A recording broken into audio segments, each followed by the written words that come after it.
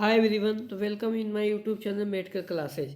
तो इससे पहले की क्लास में हम फार्माकोलॉजी में हम इंसुलिन टॉपिक कंप्लीट कर चुके हैं। तो आज का हमारा टॉपिक है oral anti diabetic drug. Oral anti diabetic drug को ओरल हाइपोग्लाइसीमिक ड्रग या हाइपोग्लाइसीमिक ड्रग भी बोलते हैं। तो हम देखेंगे इंसुलिन इज इनइफेक्टिव ओरली। क्या है कि इंसुलिन को हम ओरली नहीं दे सकते हैं क्योंकि वो इनइफेक्टिव होता है। And so it has to be injected. तो बताया जा रहा है कि इसीलिए हम इंसुलिन को इंजेक्शन के फॉर्म में देते हैं क्योंकि वो ओरली इनइफेक्टिव होता है, इफेक्टिव नहीं होता है। But the oral anti diabetic drug और oral hypoglycemic agent lower blood glucose level on oral administration. तो बताया जा रहा है कि जब हम ओरल एंटी डायबिटिक ड्रग को या ओरल हाइपोग्लाइसीमिक एजेंट को देते हैं ओरली, तो ये ब्लड ग्लूकोज लेवल को क्या करता है, कम कर देता है। अब हम देखते हैं क्लासिफिकेशन किसका है, ये ओरल एंटी डायबिटिक ड्रग या ओरल हाइपोग्लाइसीमिक एजेंट का क्लासिफिकेशन है। तो हम देखते हैं कि ये कितने टाइप में क्लासिफाइड किए गए हैं। ये 2 टाइप में मेनली क्लासिफाइड किए गए हैं। तो हमारे कौन कौन से टाइप है, हमारा फर्स्ट हमारा है सल्फोनिल यूरियाज। तो सल्फोनिल यूरियाज भी हमारे 2 टाइप में क्लासिफाइड किए गए हैं, फर्स्ट जनरेशन और सेकंड जनरेशन। तो फर्स्ट जनरेशन में आता है हमारा टॉल्बुटामाइड और क्लोरप्रोमामाइड। ये हमारे 2 एग्जाम्पल है फर्स्ट जनरेशन में, टॉल्बुटामाइड और क्लोरप्रोमामाइड हो गए। और फिर सेकंड जनरेशन में आ जाते हैं गिलीबेंक्लामाइड हो गया, ग्लिपिसाइड हो गया, ग्लिक्लासाइड हो गया, और लास्ट हमारा क्या है, ग्लिम्प्रीमाइड होते हैं, ग्लिम्प्राइड होते हैं। तो ग्लिम्प्राइड हो गया हमारा। अब इसमें हम देखते हैं कि हमारा जो सेकंड है, सेकंड क्लासिफिकेशन, तो सेकंड क्लासिफिकेशन में हमारे जाते हैं बिग्वानाइट्स। बिग्वानाइट्स में हमारे मेटफॉर्मिन आ जाते हैं। मेटफॉर्मिन बहुत ही फेमस मेडिसिन है, ज़्यादातर हॉस्पिटल में मेटफॉर्मिन दिए जाते हैं हमारे। और ग्लिपिसाइड, ग्लिक्लासाइड और टॉल्बुटामाइड ये सब ज़्यादातर यूज किए जाते हैं हॉस्पिटल में। अब ये हमारा सल्फोनिल यूरियाज को हम डिटेली पढ़ेंगे। तो फर्स्ट हमारा क्या है, सल्फोनिल यूरियाज, ये हमारा फर्स्ट क्लासिफिकेशन है। तो these compound are chemically related to sulphonamide. ये क्या है कि ये कंपाउंड केमिकली बने होते हैं, सल्फोनामाइड से बने होते हैं। They have the following basic structure. इसका बेसिक स्ट्रक्चर क्या है, जो नीचे दिए गए हैं इसमें बेसिक स्ट्रक्चर देखते हैं कि R1 SO2 sulphur dioxide NH अमीन ग्रुप होता है, और CONH2 हमारे ग्रुप है, और R2। तो ये R1 R2 क्या होते हैं, एल्किल ग्रुप होते हैं, मतलब CH3 हो सकता है, CH3 C2H6 ऐसे ही जब क्या हो सकते हैं, हमारे एल्किल ग्रुप हो सकते हैं। तो इस तरह से ये ज़्यादा हमको स्ट्रक्चर यहाँ पर पढ़ने की ज़रूरत नहीं है।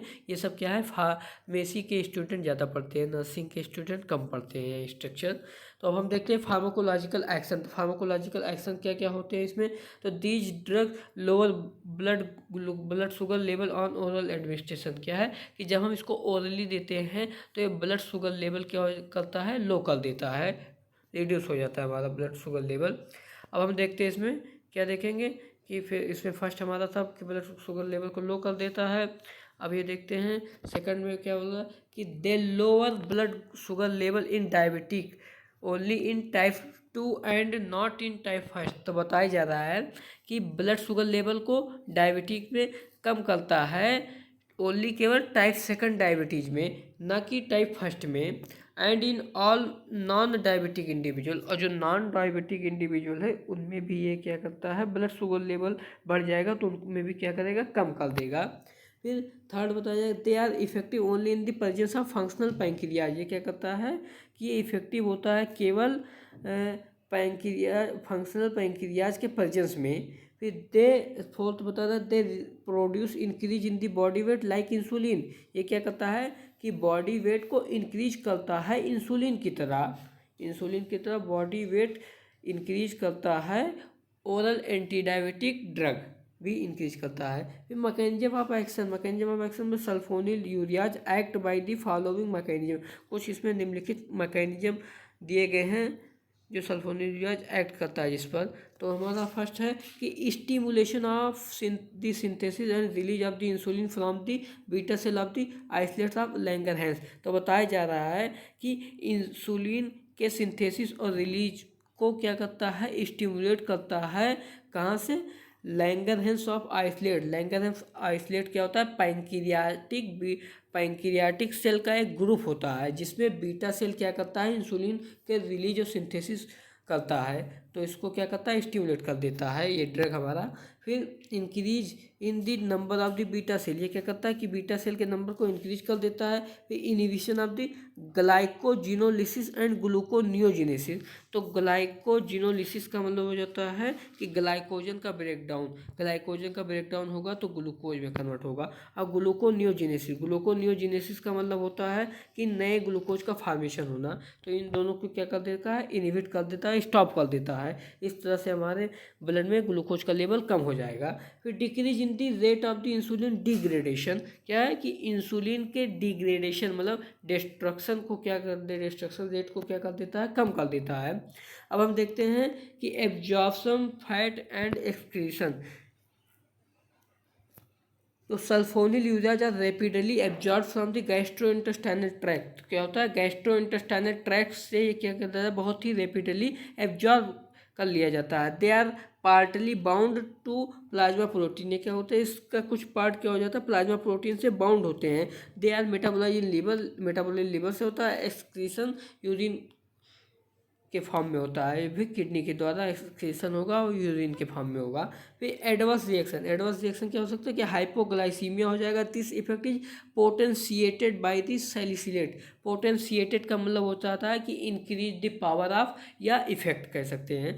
तो हाइपोग्लाइसीमिया का मतलब हो जाता है कि reduce glucose level in the blood, और ये इफेक्ट, दिस इफेक्ट इज पोटेंशिएटेड मतलब दिस इफेक्ट ये होगा, इंक्रीज कर देगा पावर को सैलिसिलेट के द्वारा ये होता है। फिर allergic reaction leading to skin rashes. Allergic reaction क्या कर जाएगा? स्किन रेसेज को लीड कर जाएगा। बोन मैरो चेंजेस हो जाएंगे लाइक द ल्यूकोपनिया एंड थ्रोम्बोसाइटोपिनिया। ल्यूकोपनिया का मतलब हो गया WBC का लेवल रिड्यूस हो जाना, और थ्रोम्बोसाइटोपिनिया का मतलब प्लेटलेट्स का लेवल रिड्यूस हो जाना। फिर हाइपोथायराइडिज्म एंड ग्वाइटर। बताया जा रहा है कि हाइपोथायराइडिज्म क्या होता है हमारा? कि थायरॉक्सिन हार्मोन का लेवल रिड्यूस हो जाना। ग्वाइटर का मतलब हो गया कि थायराइड ग्लैंड में स्वेलिंग आ जाना, इन्फ्लामेशन आ जाना।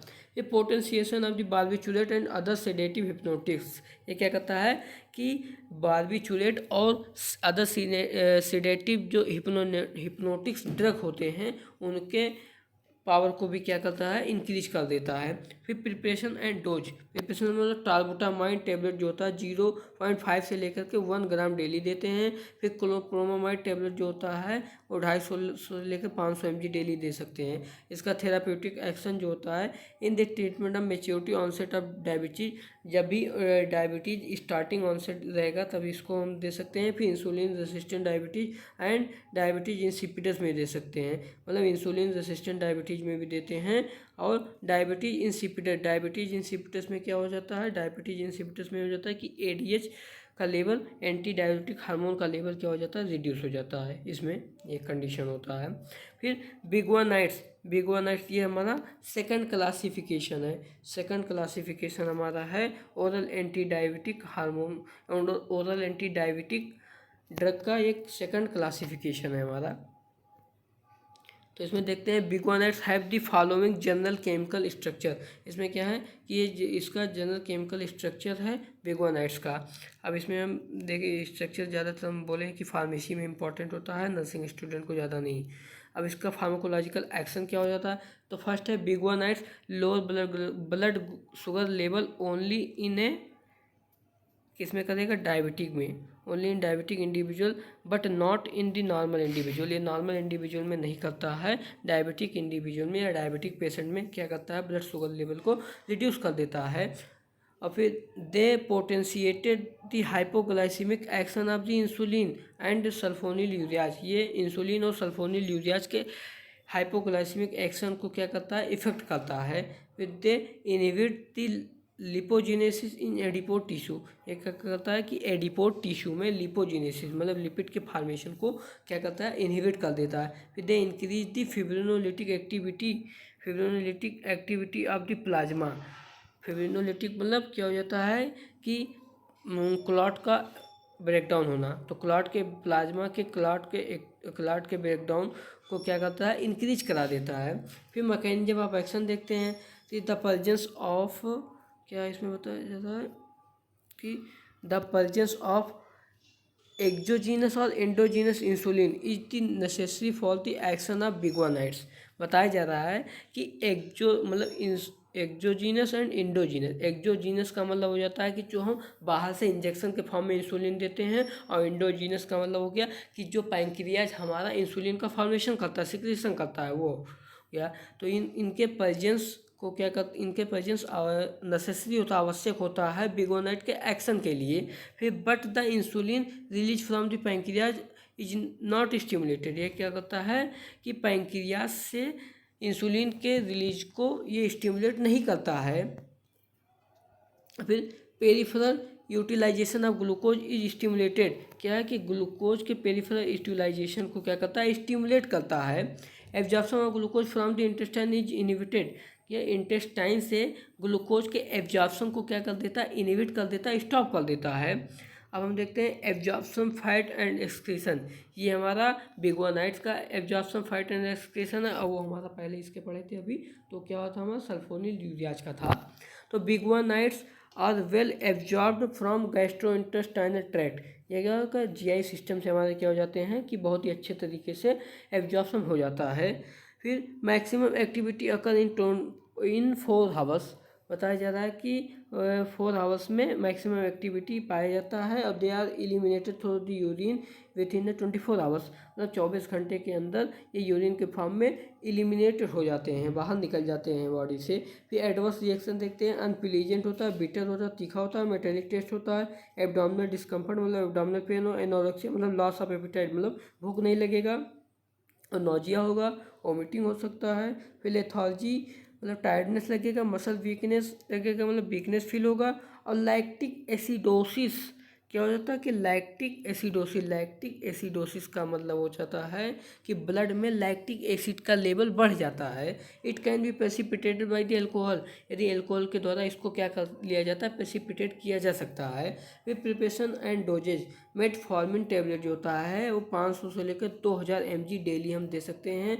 अब इसका हम थेराप्यूटिक यूज देखेंगे। तो ओबीज माइल्ड डायबिटिक क्या हो जाएगा कि जो डायबिटिक पेशेंट होते हैं, जो एक्सेसिव ओबिसिटी है, उनको दे सकते हैं। और नॉन डायबिटिक ओबीज पेशेंट मतलब डायबिटिक पेशेंट होते हैं जो ओबीज नहीं होते, मोटे नहीं होते, उनको भी दे सकते हैं। और in patient allergic to sulfonylureas. यदि कोई किसी भी पेशेंट को सल्फोनिल यूरियाज से कोई एलर्जिक रिएक्शन हो तो उनको हम क्या देंगे, बिगुआनाइड देंगे। बिगुआनाइड में कौन सा टेबलेट हमारा आता है, मेटफॉर्मिन आता है। तो इस तरह से हमारा क्या हो गया, ओरल एंटी डायबिटिक ड्रग या ओरल हाइपोग्लाइसेमिक ड्रग कंप्लीट हो चुका है। इसमें हम देख लिए हैं, इसमें मिले हमारे 3 क्लासिफिकेशन थे।